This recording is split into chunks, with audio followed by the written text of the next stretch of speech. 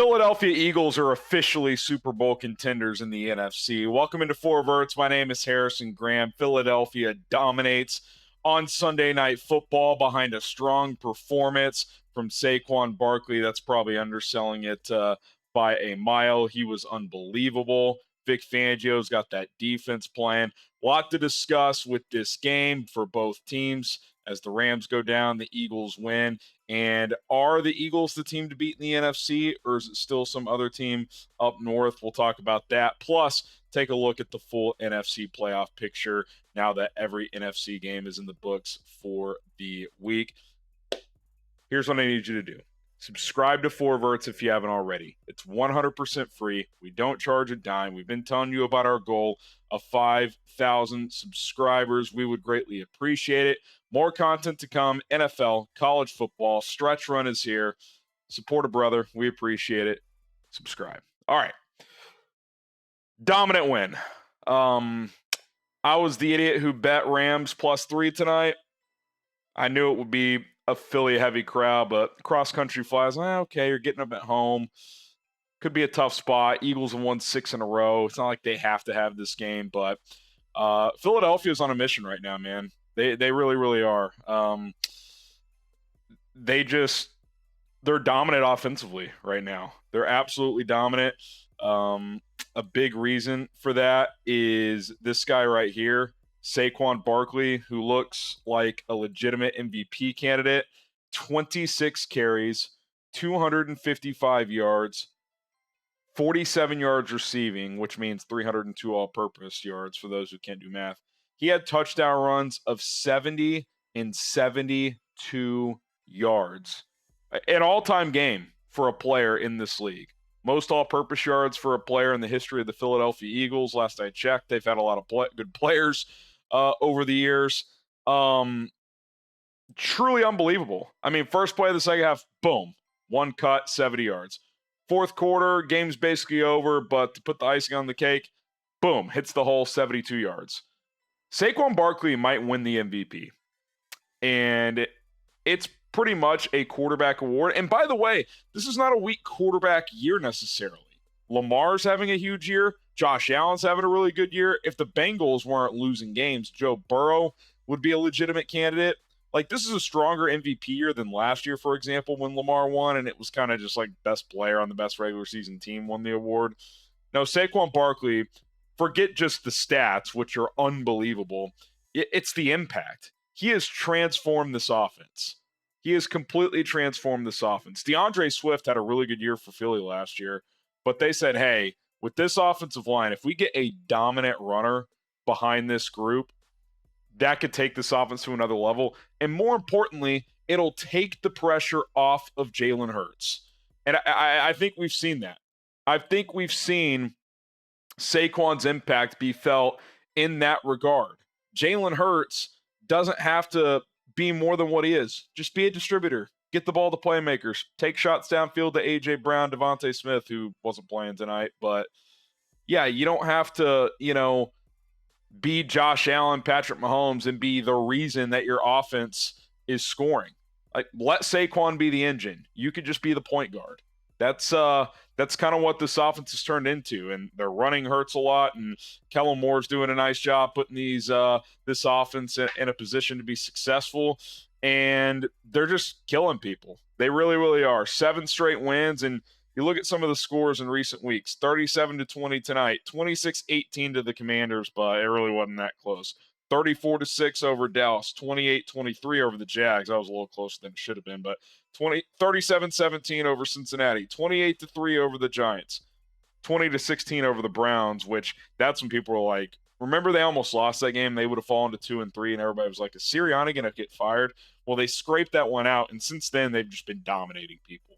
They've hit their stride.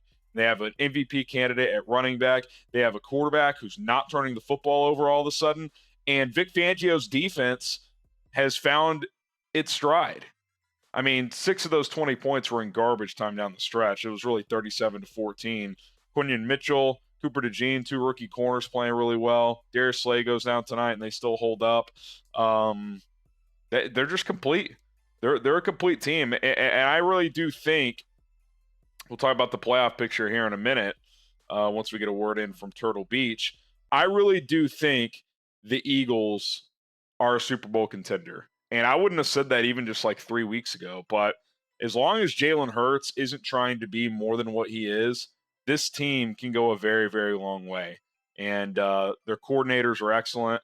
I'm not the biggest Sirianni guy, but as long as he's not getting in the way, if they just feed off of his energy and let the coordinators do what they do schematically and let the players execute, clearly the players seem to feed off of him pretty well.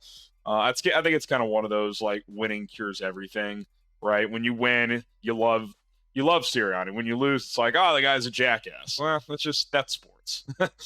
That's sports. When you're winning, no one really the personality quibbles kind of go away. So big win for the Eagles. For the Rams, I just think Sean McVay is squeezing everything he can out of this team. Stafford is still a really good player. Cooper Kupp, Puka Nacua are excellent. They're 5-6 now. They're in the NFC West race, which is a terrible division. 49ers got spanked again, but they're in a different tier. The Eagles are just way more talented from top to bottom. All right, let's get a word in from Turtle Beach, and then we'll talk about the NFC playoff picture following this Sunday Night Football game. Special thanks to Turtle Beach for sponsoring today's show. If you're looking to upgrade your gaming headset and accessories, look no further than Turtle Beach, where you can get 10% off at turtlebeach.com/chat. Code chat gets you 10% off. Check out their brand new Stealth 700 gaming headset, which picks up audio so crystal clear that it's basically cheating when you game. Santa could crash land right into your living room, and the big fella makes big noises, and you wouldn't even notice. There's no better way also to block out Aunt Carol from asking you about your love life at the Christmas dinner table this year than just using this superhuman hearing technology from Turtle Beach. You'll hear every explosion when you game, every loot box, every footstep, just like they're in your living room. Or if you're like me and like to play sports games, you're going to hear the commentary, the crowd noises, the hard hits on the football field better than ever. You'll feel like you're at the event. And by the way, you'll forget you're even wearing these headsets because they're so comfortable. It's like throwing a Christmas sweater on your ear. So whether you're treating yourself or someone else for the perfect gift this holiday season, it's time to snag the headset everyone is talking about. Check out Turtle Beach today. turtlebeach.com/chat. Code chat gets you 10% off for a limited time only. Thanks so much for checking out Turtle Beach. Link is in the comments and in the description. One more time, turtlebeach.com/chat. Code chat. All right, let's take a look at the NFC playoff picture as the Eagles improve to 9-2. The Rams fall to 5-6 on the season. And things are getting pretty interesting in the NFC because the Lions just win. That's all they do. They just keep winning. They're 10-1. The Eagles are now 9-2, along with the Vikings, but since they're in the same division as Detroit, they're the top wildcard team. Seahawks and Falcons both 6-5 on top of their divisions. The West and South are pretty terrible. East isn't very good either, to be honest. Washington is just collapsing here, and with them losing to Dallas today, I think it's pretty simple. 5 out of 7. Well, I'll take that back. Actually, 4 out of 7 have been determined, but 2 of the 3 wildcard spots are done. The Vikings and Packers are making the playoffs, so there's only 1 wildcard spot left. But the NFC West and the NFC South feel like they could come down to the end. The Falcons did a poor job of closing the door on Tampa with Evans and Godwin out. Now Evans is back. The Falcons do have the head-to-head over the Bucs, but they're only a game up now, so keep an eye on that. NFC West feels like it's going to come down to the wire with Seattle, Arizona, both 6-5. Rams and the 49ers, both 5-6. But the Lions, Eagles, Vikings, and Packers are all making the playoffs. Who are going to be the other 3 teams? Who's going to win the NFC South and NFC West? And who's going to get the final wild card spot? Washington, on paper, doesn't have a very tough schedule, but they just lost to Dallas at home. They've lost 3 in a row. They're a fluke Hail Mary against Chicago away from being 6-6. I mean, Cliff is cliffing. Dan Quinn's defense has lost the rope a little bit. You don't trust them to beat anybody right now. But who do you trust to get that final spot? Is the NFC West going to get a second spot? Can the 49ers figure this out? I tweeted this out before I did this video. The NFC tiers feel like this. The Lions I still think are at the top. The Eagles are a close tier 2. Tier 3 is the Packers and Vikings. And then I put tier, can this team get healthy and figure out what the hell is going on before it's too late? That being the 49ers. Purdy's hurt. Kittle's been in and out. Trent Williams has been in and out. McCaffrey just got back. Debo's having a bad year. Obviously, Ayuk's out for the year. Can they get enough guys healthy, and can they rally? Because they're only a game back in the division. And they're only a game and a half back out of the 7 seed, which I don't expect Washington to start reeling off wins at this point. So I'm not quite writing the Niners off yet, although it looks pretty bleak. They got blown out today without Purdy, 38-10 against the Packers. And even when they've been healthy, they haven't played well this year. The only reason I'm not completely writing them off is we've seen them do it before multiple times. Like, this is being a consistent NFC contender, but it really does feel like right now Detroit and Philly are the top 2 teams, with Minnesota and Green Bay the 2 teams right after that. One of those 4 teams, and then if you want to count the Niners, will be in the Super Bowl. I don't think whoever wins the NFC South can make the Super Bowl. I don't think Seattle or Arizona can make the Super Bowl. I think it's Detroit, it's Philly, likely one of those 2. Niners are a wild card with their situation. They're running out of time. And then the Packers and the Vikings, they're good teams, but I think they're a little tier below. I would give Green Bay the better chance out of those 2 because I think Jordan Love has more heater potential than Sam Darnold. Both can be hot and cold, but I think the highs of Jordan Love are a little higher. We saw it the second half of last year. If he can just go on a crazy heater, they would have an outside shot. But with the way Philadelphia can run, but I think the top 2 teams have one thing in common. They can dominate with their offensive line and running game. Saquon Barkley in the Eagles O-line, Jahmyr Gibbs, David Montgomery in the Lions O-line. Like, Jalen Hurts and Jared Goff don't always have to be the focal point. They can, especially Goff. He can just dominate from the pocket, but they don't have to be. They are comfortable running the football. Both teams have good defenses.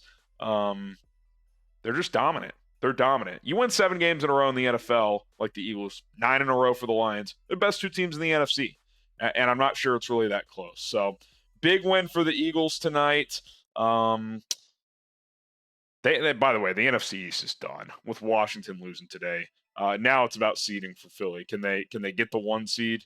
If they can, that would be huge because you make Jared Goff and the Lions play outdoors in Philadelphia potentially in January.